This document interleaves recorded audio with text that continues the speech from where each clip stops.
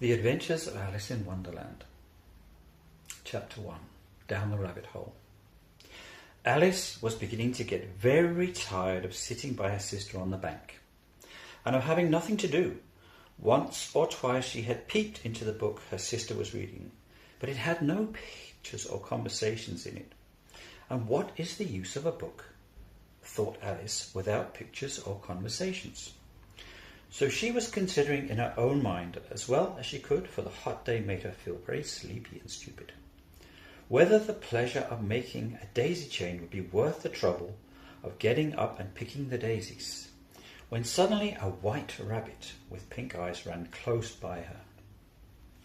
There was nothing so very remarkable in that, nor did Alice think it so very much out of the way to hear the rabbit say to itself, oh dear, I shall be late."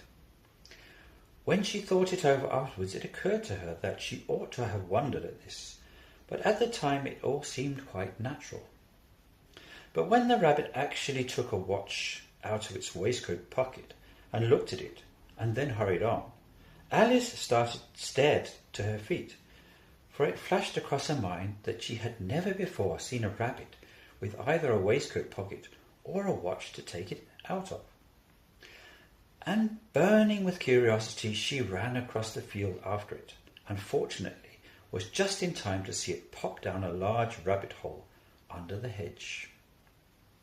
In another moment, down went Alice after it, never once considering how in the world she was to get out again.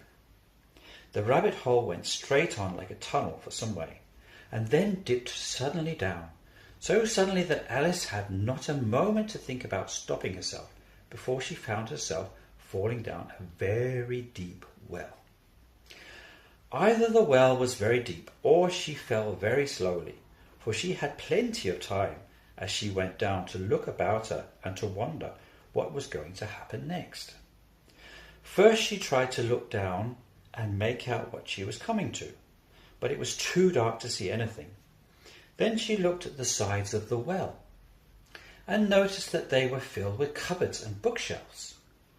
Here and there she saw maps and pictures hung upon pegs. She took down a jar from one of the shelves as she passed. It was labelled orange marmalade. But to her great disappointment it was empty.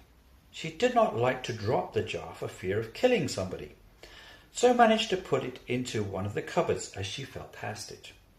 Well, thought Alice to herself, after such a fall as this, I shall think nothing of tumbling downstairs. How brave they'll think me at home. Why, I wouldn't say anything about it, even if I fell off the top of the house, which was very likely. True. Down, down, down. Would the fall never come to an end? I wonder how many miles I've fallen by this time, she said aloud. I must be getting somewhere near the centre of the earth. Let me see. That would be 4,000 miles down, I think. For you see, Alice had learnt several things of this sort in her lessons in the schoolroom, and though this is not a very good opportunity for showing off her knowledge, as there was no one to listen to her, still it was good practice to say it over. Yes, that's about the right distance. But then I wonder what latitude or longitude I've got to. Alice had no idea what latitude was, or longitude either, but thought that they were nice grand words to say. Presently she began again. I wonder if I shall fall right through the earth. How funny it'll seem to come out among the people that walk with their heads downwards. The antipathies, I think. She was rather glad that no one was listening this time, as it didn't sound at all the right word. But I shall have to ask them what the name of the country is. You know, please, ma'am, is this New Zealand or Australia? And she tried to curtsy as she spoke, fancy courtesying, and you're falling through the air. Do you think you could manage it? And what an ignorant little girl she'll think me for asking. No. It'll never do to ask. Perhaps I shall see it written upon somewhere. Down, down, down. There was nothing else to do, so Alice soon began talking again. Dina'll miss me very much tonight, I should think. Dina was the cat. I hope they'll remember her saucer of milk at tea time. Dina, my dear, I wish you were down here with me. There are no mice in the air, I'm afraid, but you might catch a bat, and that's very much like a mouse, you know. But do cats eat bats, I wonder? And here Alice began to get rather sleepy, and went on saying to herself in a dreamily sort of way, do cats eat bats? Do cats eat bats? And sometimes do bats eat cats? For you see, as she couldn't answer either question, it didn't much matter which way she put it. She felt that she was dozing off, and had just begun to dream that she was walking hand in hand with Dina, and saying to her very earnestly, now, Dina, tell me the truth, did you ever eat a bat? When suddenly, thump, thump, down she came upon a heap of sticks and dry leaves, and the fall was over. Alice was not a bit hurt, and she jumped up onto her feet in a moment. She looked up, but it was all dark overhead. Before her was another long passage, and the White Rabbit was still in sight, hurrying down it. There was not a moment to be lost. Away went Alice like the wind, and was just in time to hear it say, as it turned a corner, "Oh, my eyes and whiskers, how late it's getting!" She was close behind it when she turned the corner, but the rabbit was no longer to be seen. She found herself in a long, low hall, which was lit up by a row of lamps hanging from the roof. There were doors all round the hall, but they were locked. They were all locked, and when Alice had been all the way down one side and up the other, trying every door, she walked sadly down the middle, wondering how she was ever going to get out again. Suddenly she came upon a little three-legged table, all made of solid glass. There was nothing on it, except a tiny golden key, and Alice's first thought was that it might belong to one of the doors of the hall. But alas, either the locks were too large or the key was too small, but at any rate it would not open any of them. However, on the second time round, she came upon a low curtain she had not noticed before, and behind it was a little door about 15 inches high. She tried the little golden key in the lock, and to her great delight it fitted. Alice opened the door and found that it led to a small passage, not much larger than the rat hole. She knelt down and looked along the passage into the loveliest garden you ever saw. How she longed to get out of that dark hall, and wandering about among those beds of bright flowers and those cool fountains. But she could not even get her head through the doorway. And even if my head would go through, thought poor Alice, it would be of very little use without my shoulders. Oh, how I wish I could shut up like a telescope. I think I could, if only knew how to begin. For you see, so many out-of-the-way things had happened lately, that Alice had begun to think that very few things indeed were really impossible.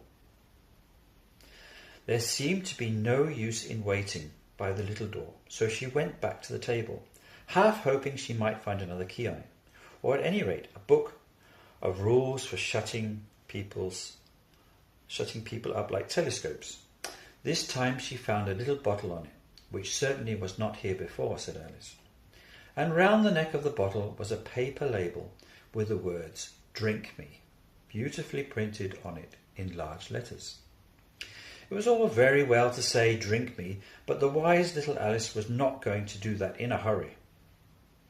"No, I'll look first," she said, "and see whether it's marked poison or not," for she had read several nice little histories about children who had got burnt and eaten up by wild beasts and other unpleasant things, all because they would not remember the simple rules their friends had taught them, such as that a red-hot poker will burn you if you hold it too long, and that if you cut your finger very deeply with a knife, it usually bleeds. And she never had forgotten that. If you drink much from a bottle marked poison, it is almost certain to disagree with you sooner or later. However, this bottle was not marked poison, so Alice ventured to taste it, and finding it very nice, it had in fact a sort of mixed flavour of cherry tart, custard, pineapple, roast turkey, toffee, and hot buttered toast. She very soon finished it off. "What a curious feeling," said Alice. "I must be shutting up like a telescope." And so it was indeed. She was now only 10 inches high, and her face brightened up at the thought that she was now the right size for going through the little door into that lovely garden. First, however, she waited for a few minutes to see if she was going to shrink any further. She felt a little nervous about this, for it might end, said Alice to herself, in my going out altogether like a candle. I wonder what I should be like then. And she tried to fancy what the flame of a candle is like after the candle is blown out, for she could not remember ever having seen such a thing. After a while, finding that nothing more happened, she decided on going into the garden at once.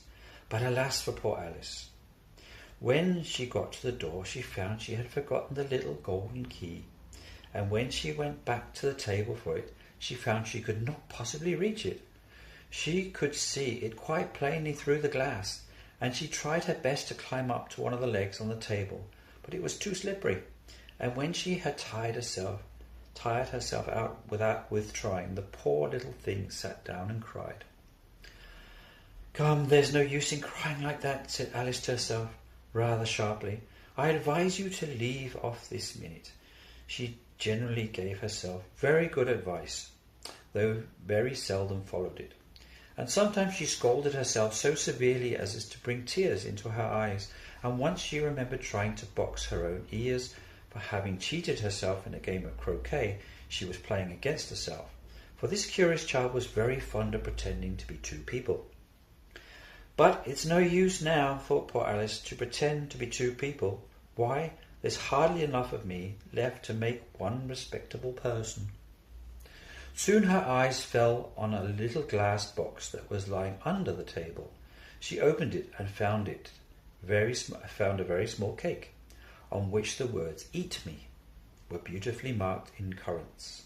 "Well, I'll eat it," said Alice, "and if it makes me grow larger, I can reach the key, and if it makes me grow smaller, I can creep under the door. So either way I'll get into the garden, and I don't care what happens." She ate a little bit and said anxiously to herself, "Which way? Which way?" holding her hands on the top of her head to feel which way it was growing. And she was quite surprised to find that she remained the same size. To be sure, this generally happens when one eats cake. But Alice had got so much into the way of expecting nothing but out-of-the-way things to happen that it seemed quite dull and stupid for life to go on in the common way. So she set to work and very soon finished off the cake. End of chapter 1.